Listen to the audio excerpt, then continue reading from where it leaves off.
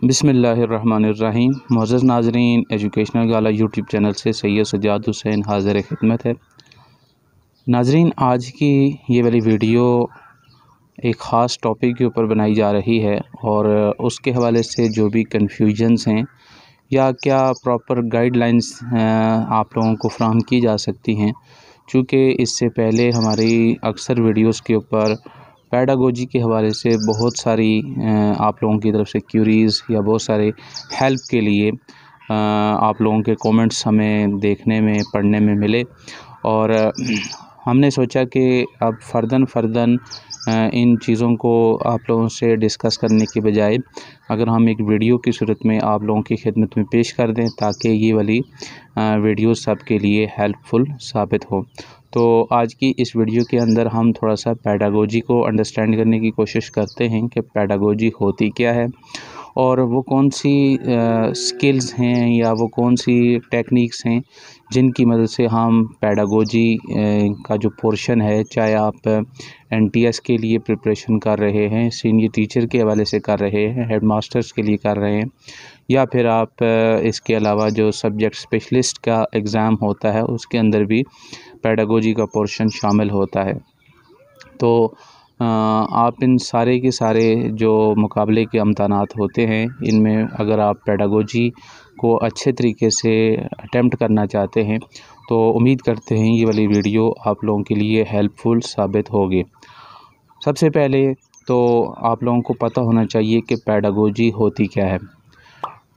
देखें, पेडागोजी को उर्दू में हम कहते हैं तदरीसियात, यानी क्लासरूम के अंदर एक टीचर जो बच्चों को पढ़ा रहा है, उनके सामने जो प्रेजेंटेशन दे रहा है, ये सारी की सारी जो स्किल्स होती हैं क्लासरूम के अंदर जो एक टीचर इम्प्लीमेंट कर रहा होता है, ये हमारे पास पेडागोजी से रिलेट करती हैं। पेडागोजी का अगर आप डिफरेंट एमसीक्यूज़ की बुक्स में आपने देखा होगा कि पेडागोजी जो है वो बेसिकली आपके पास टीचिंग मेथड से रिलेट करती है, लेकिन टीचिंग मेथड जो है वो बेसिकली इसका एक मेन कंपोनेंट है। इसके अलावा भी बहुत सारी चीज़ें आपकी इस पेडागोजी के पोर्शन के साथ रिलेट करती हैं जो आपने उनको भी टच करना है, लेकिन जो मेन पोर्शन है वो अल्टीमेटली आपके टीचिंग मेथड्स ही हैं।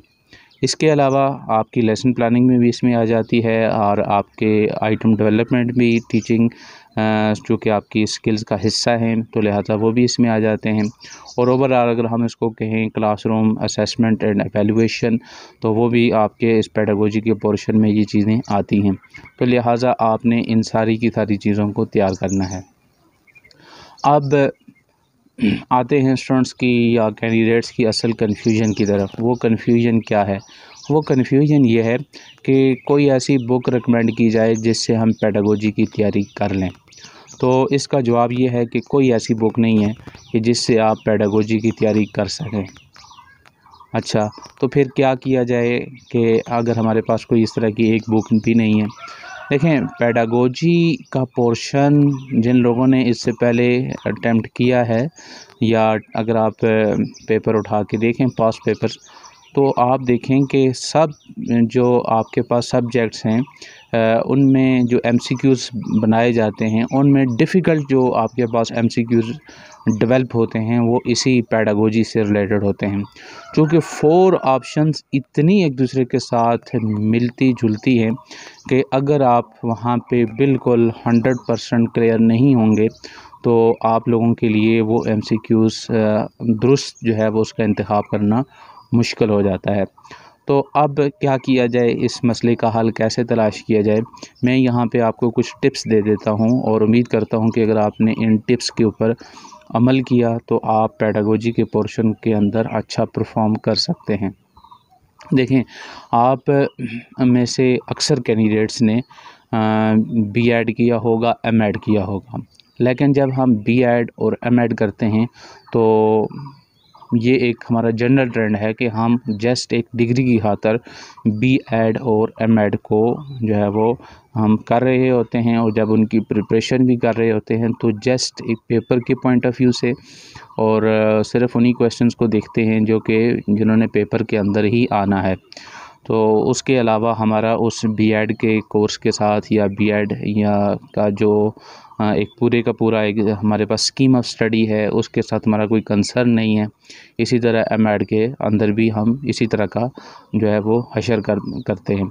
अब थोड़ा सा बैकग्राउंड में जाएं तो आप देखें कि ये जो बीएड और एमएड का जो आपके पास एक कंटेंट है या एम एजुकेशन के अगर कैंडिडेट्स इस वीडियो को देख रहे हैं तो ये बहुत ही अहमियत का हामिल है। चूँकि आप कोई भी इम्तहान जिस भी कैटेगरी का हो, जिस भी आपके पोस्ट के हवाले से उसको आप दे रहे हैं, तो आप देखेंगे कि मोस्टली जो आपका पेपर है वो इन्हीं चीज़ों से आ रहा होता है। लेकिन हम जो है वो चूँकि इन चीज़ों को इग्नोर कर रहे होते हैं तो इसलिए हम थोड़ा से मुश्किलात का शिकार हो जाते हैं।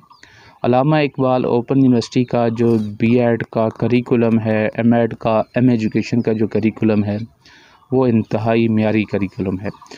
और उस करिकुलम की ख़ास बात यह है कि वो जो एक रिसर्च बेस्ड कंटेंट आपके पास है। रिसर्च बेस्ड कंटेंट इसलिए हम कह रहे हैं कि अगर आप उस कंटेंट को पढ़ें तो वहाँ पे आपको अक्सर आर्टिकल्स के हवाले मिलेंगे, रिपोर्ट्स के हवाले मिलेंगे और आपको ऑथेंटिक बुक्स के हवाले मिलेंगे।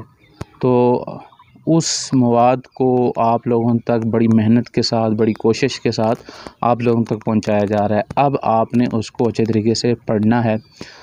अब इस हवाले से क्या किया जाए, बेहतर क्या तरीक़ाकार है इस पेडागोजी के पोर्शन की तैयारी का, तो आप बिल्कुल दिलजमी के साथ बैठ जाएं। एमसीक्यूज़ की बुक्स को फ़िलहाल साइड पे रख लें। जो लोग बिल्कुल स्टार्ट में एमसीक्यूज़ की बुक से तैयारी करते हैं वो अपने साथ जुल्म करते हैं। आप ये बात जान लीजिए कि आप कोई भी किताब उठा लें, उससे अगर आप एमसीक्यूज़ की तैयारी कर रहे हैं तो आप ख़ुद ही इस वजह से बेहतर जो है वो जानते हैं कितने % चांसेस हैं जो एग्ज़ामिनर होगा वो उसी बुक में से ही आपके एमसीक्यूज़ को सिलेक्ट करके पेपर में जो है वो डालेगा। ऐसा नहीं होता। हाँ, अगर आपका थ्योरेटिकल नॉलेज है, अगर आपने इस वजह से डिटेल और इन डेप्थ आपका मुताला है तो जहाँ से भी एमसीक्यूज़ आएगा तो आप उसको अच्छे अंदाज से अटेम्प्ट कर सकते हैं। तो मेरी एक हम्बल रिक्वेस्ट है ऐसे कैंडिडेट से जो कि एनटीएस या पीएससी के अंदर अपीयर होना चाह रहे हैं, टीचिंग कैडर्स की जो पोस्ट हैं उनके लिए, और वो पेडागोजी के हवाले से परेशान हैं, तो उनको मैं यही सजेस्ट करूँगा, उनसे मेरी यही अपील है, इल्तिजा है कि खुदारा ये जो एमसीक्यूज़ की बुक्स हैं इनको फ़िलहाल बिल्कुल आगाज़ में ना छेड़ें। आप जो आपके कोर्स की किताबें थीं जिनमें आपने बीएड, एमएड, एम एजुकेशन वगैरह जो आपने किया है, अलबत्ता इसमें भी जो रेलेवेंट बुक्स हैं जो आपके उस टेस्ट के हवाले से हैं सिर्फ़ उन्हीं को देखें। मसलन टीचिंग मेथड्स की बुक जो है वो रेलेवेंट है।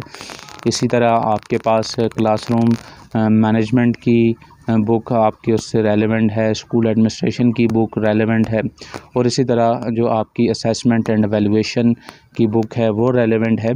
इन किताबों को, सिर्फ़ चंद किताबों को लें और इनको बैठ के डिस्कस करें, कोशिश करें। अगर ग्रुप स्टडी का कोई इन्वायरमेंट आप लोग बना सकते हैं, लेकिन उसके लिए थोड़ा सा मेहनत करनी पड़ती है, चूँकि जब ग्रुप स्टडी होती है तो बहुत सारे वहाँ पे इश्यूज़ होते हैं, ज़ाहिर टाइम जो है वो आपका ज़ाया हो जाता है। लेकिन अगर आप इन चीज़ों के ऊपर ओवरकम करें तो इस ग्रुप जो स्टडी है उससे जो लर्निंग है वो कई गुना ज़्यादा है, बशर्ते कि आप जो छोटे मोटे इश्यूज़ हैं उनको आप टैकल कर लें। तो इस तरह अगर आप इन चंद कोर्सेज़ को अच्छे तरीके से अंडरस्टैंड कर लेंगे, आप थोड़ा सा इनके हवाले से नोट्स टेकिंग कर लें जितने भी इनके मेन पॉइंट्स हैं, उसके अलावा अपने आप को सिर्फ़ इन चीज़ों तक महदूद ना रखें। उसके अलावा आप थोड़ा सा मसलन आपने लेक्चर मेथड को डिस्कस किया, लेक्चर मेथड के क्या पॉजिटिव और जो इसके नेगेटिव एस्पेक्ट्स हैं उनको डिस्कस किया अब आपने। उसके बाद थोड़ा सा इन डेप्थ स्टडी के लिए आप वेबसाइट के ऊपर भी आप विज़िट कर सकते हैं। यूट्यूब के ऊपर बहुत सारा अच्छा कंटेंट मौजूद है, आप उसको भी विज़िट कर लें, उनको भी सुन लें। अगर वहाँ से कोई भी अच्छी चीज़ मिलती है तो उसको भी आप जो है वो अपने पास नोट कर लें। तो इस तरह ये कुछ बेहतर टेक्निक्स हैं। जब आप ये थ्योरेटिकल नॉलेज आप गेन कर लेंगे, उसके बाद आप एमसीक्यूज़ की कोई भी किताब उठाएं और एमसीक्यूज़ को आप अटेम्प्ट करना शुरू कर दें। तो मेरे ख़्याल में 70 to 80% एमसीक्यूज़ ऐसे होंगे जिनको आप अच्छे तरीके से अटेम्प्ट कर लेंगे खुद ही। आगे की में जाने की आपको ज़रूरत नहीं पड़ेगी। चंद एमसीक्यूज़ ऐसे होंगे जिनके लिए आपको शायद थोड़ा सा सर्च करना पड़े, तो वो चीज़ें की जा सकती हैं। तो इसके अलावा जब पेपर में जाएंगे तो आपके पास एक अच्छा थ्योरेटिकल नॉलेज होगा, तो आप उसको अच्छे अंदाज से अटेम्प्ट कर सकते हैं। तो डियर कैंडिडेट्स, ये आप लोगों के साथ कुछ मैंने टिप्स शेयर की हैं। अगर आप इनके ऊपर अमल दरामद को यकीनी बनाएंगे, और ये बात जान लीजिए कि जो कामयाबी का रास्ता है वो मुश्किलात से होकर गुज़रता है। इसके लिए थोड़ा सा इंसान को अपने आप को सऊबतों से, मुश्किलात से गुज़ारना पड़ता है, तब जाके आप जो एक किसी हदफ तक, किसी मंज़िल तक, किसी मुकाम तक पहुंचते हैं। तो मेरी आप लोगों से ये गुज़ारिश है कि आप शॉर्टकट के चक्कर में ना पड़ें, आप सिर्फ एमसीक्यूज़ की किताबों की तरफ ना जाएं, बल्कि अपने पास एक अच्छा थ्योरेटिकल नॉलेज जो है वो अपने पास रखें। फिर जो है वो आप देखेंगे कि आप बहुत अच्छा जो है वो परफॉर्म करेंगे। एक बात और याद रखिएगा, आप जो भी पढ़ते हैं वो ज़रूरी नहीं है कि आपको इसी टेस्ट में काम आ जाए। आपने एनटीएस की तैयारी की, बहुत अच्छी तैयारी की, मसलन जो आपको गाइडलाइंस दी आपने उसी की बेस के ऊपर आपने उसको अच्छी तरीके से तैयार किया, लेकिन आप एनटीएस के अंदर अच्छा परफॉर्म नहीं कर सके, तो क्या इस बात का ये मतलब है कि जो आपने तैयार किया वो ज़ाया हो गया? तो हरगिज़ इसका मतलब ये नहीं है।